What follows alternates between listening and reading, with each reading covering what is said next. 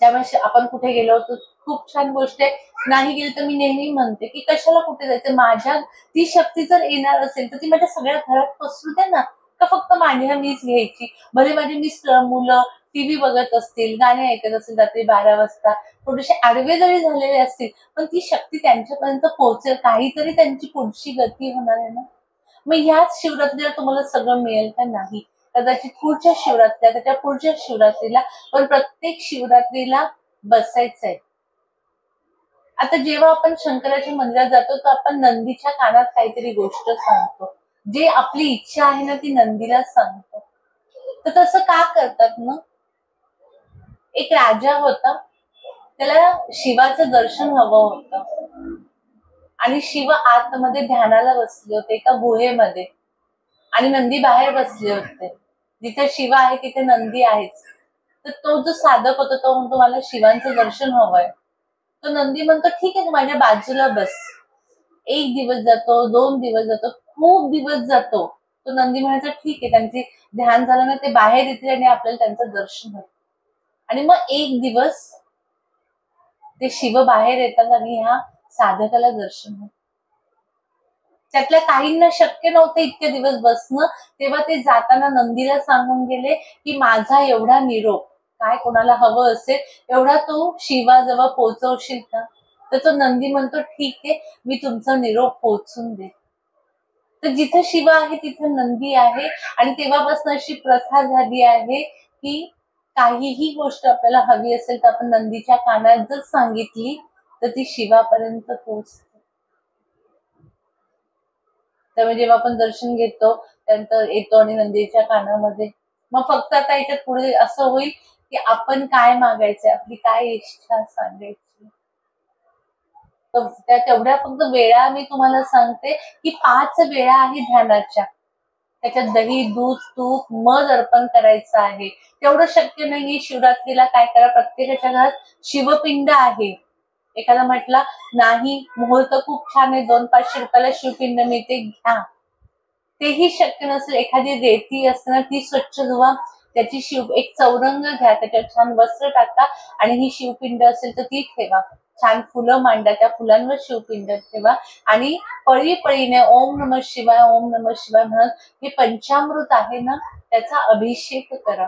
आधी दुधाचा करा, मग दह्याचा, मधाचा, तुपाचा आणि साखरेचा. नाही एवढं जमलं सगळं एकत्र घ्या आणि त्या शिवपिंडीवर अभिषेक करा. एखाद्या ताटामध्ये ठेवा आणि त्यानंतर पुन्हा स्वच्छ गंगेचं पाणी घ्या, नसेल तर पाण्यावर हात ठेवायचा आणि प्रार्थना करायचं की गंगा माता तू इथे प्रकट हो, माझ्या शिवपिंडीची पूजा करायची आहे. त्याच्यावर परत पाणी घालायचं आहे. सगळ्यात काय आवडतं शिवाला तर पाणी आवडतं. अभिषेक प्रिय आहे तो. बघा तो बोलते मी त्या देवाला, देव आहे ना, पण किती आपलं प्रेमाचं नातं होतं की आपण नवऱ्याला पण जवळ घालतो, पण देवाला अरे गणपती येणार आहे, गणपती बाप्पा येणार आहे असं बोलतो, देवी येणार आहे. एकेरी शब्दात तेवढं आपलं आत्म्याचं नातं जोडलेलं असतं. त्यांचं शिवपिंड स्वच्छ पुसायची आहे, तिला छान भस्म लावायचे, अष्टगंध लावायचा आहे. जेवढी जमतील तेवढी बेलाची पानं घ्या, ओम नमः शिवाय म्हणा. मी मागच्या गुरुवारी सांगितलं होतं की रोज मानस पूजा करा.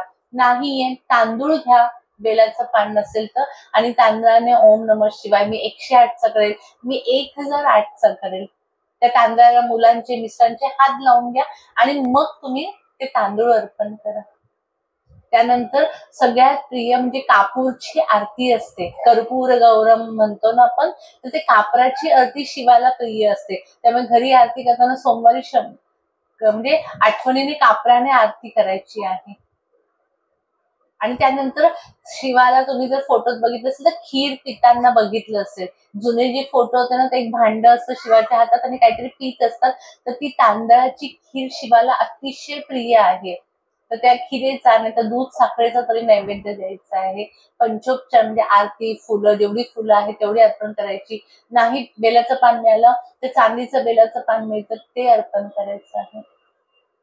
आणि जी एक खूप सुंदर आरती आहे शिवाची, ओम जय शिव ओंकारा, इतकी सुंदर ती आरती लावायची. नाही म्हणता आली, युट्यूब आहे आपल्याकडे. जप पण नाही करता आलं, त्या दिवशी सकाळपासून घरात ओम नमः शिवायचा जप लावून द्या. अभिषेक पात्रामध्ये सगळं भरून द्या आणि ते ठेवून द्या आणि आपला ओम नमः शिवायचा अखंड जप चालू करा.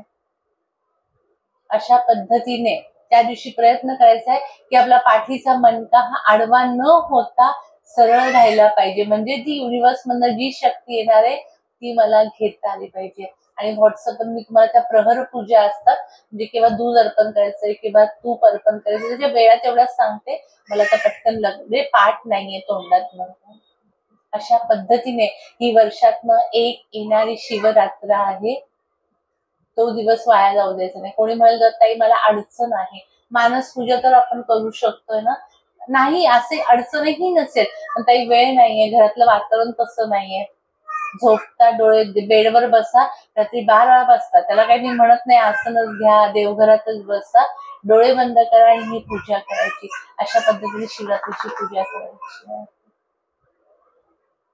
फक्त शिव आणि मी आहे. ज्या स्वामींची मी मानस पूजा करू ते शिव झालेले, तिथे एक मोठं शिवलिंग झालं आहे आणि ते शिवलिंग हळूहळू हळू माझ्या शरीरात येत आहे.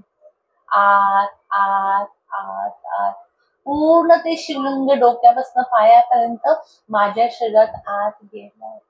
श्री स्वामी समर्थ, श्री स्वामी, श्री स्वामी समर्थ, श्री स्वामी. विचार करायचा, स्वामींच्या एका हातावर माझं घर आहे, दुसरा हात डोक्यावरती आहे आणि माझ्या घरातल्या सगळ्यांवर त्यांचा कृपा, आशीर्वाद, आनंद, समाधान, शांती, प्रसन्नता, खाली खाली खाली पैशाचा पाऊस जसा तसा आनंदाचा पाऊस, प्रसन्नतेचा पाऊस, समाधानतेचा पाऊस पडत आहे. ती शांती शांती. कैलासावर मी बसली आहे, समोर साक्षात शिव पार्वती बसले आहे आणि त्यांच्या दोघांच्या चरणांवर मी ओम नमः शिवाय म्हणून बेलपत्र अर्पण करत आहे. ओम नमः शिवाय, ओम नमः शिवाय, ओम नमः शिवाय, ओम नमः शिवाय, ओम नमः शिवाय. शिव हर शंकर नमामि शंकर, शिव शंकर शंभो, हे गिरिजापती भवानी शंकर, शिव शंकर शंकर. शांती शांती, प्रसन्न प्रसन्न.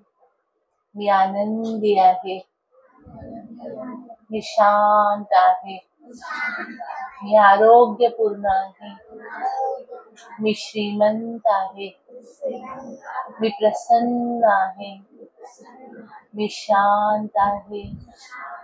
स्वामींची माझ्यावर कृपा आहे, कारण मी स्वामी भक्त आहे.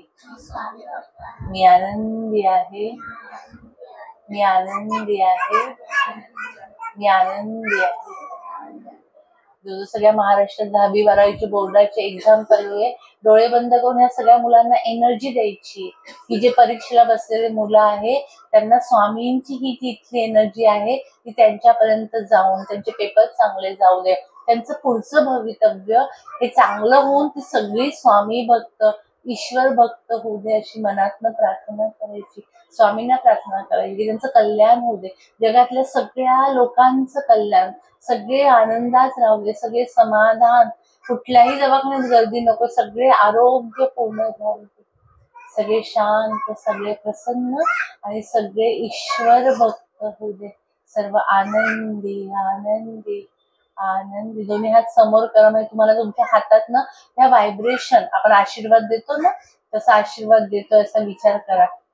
सरळ ठेवा, आशीर्वाद देतो ना देव कसा आशीर्वाद देतो तसा हात वरती करा आणि तसे हात ठेवा. देव आशीर्वाद जसा देतो तसं सरळ हात टाका असे, आणि त्या हातातनं सगळ्या मुलांना ती एनर्जी जाऊ द्या, जगातल्या सगळ्या लोकांना ती एनर्जी जाऊ द्या, सगळे चांगली माणसं द्या, सगळी प्रसन्न आनंदी समाधानी आरोग्यपूर्ण. जी तरुण मुलं आहे ही सगळी 10वी 12वी कॉलेजची, ही सगळी चांगली माणसं घडू द्या. जेव्हा ही चांगली घडणार आहे तर कुठलाही अत्याचार होणार नाहीये कुठल्याही मुलीवर. आपल्याला फक्त मुलींचे अत्याचार माहितीये, या समाजात मुलांवर पण अत्याचार होत असतात, पण त्याच्याबद्दल बोललं जात नाही. त्यामुळे कोणावरच हे वाईट विचार सगळे निघून जाऊ दे आणि कोणावरच अत्याचार नको. सगळ्यांनी एकमेकाला, आपण म्हणतो ना बहीण भाऊ आई, हाच एक भाव असला पाहिजे, कुठेही वाईट भाव नसला पाहिजे. ही एनर्जी सगळी त्यांच्या मेंदूपर्यंत जाऊ दे, त्यांना ही एनर्जी जाऊ दे. त्याच्यामुळे कोणीही वाईट विचार करणार नाही.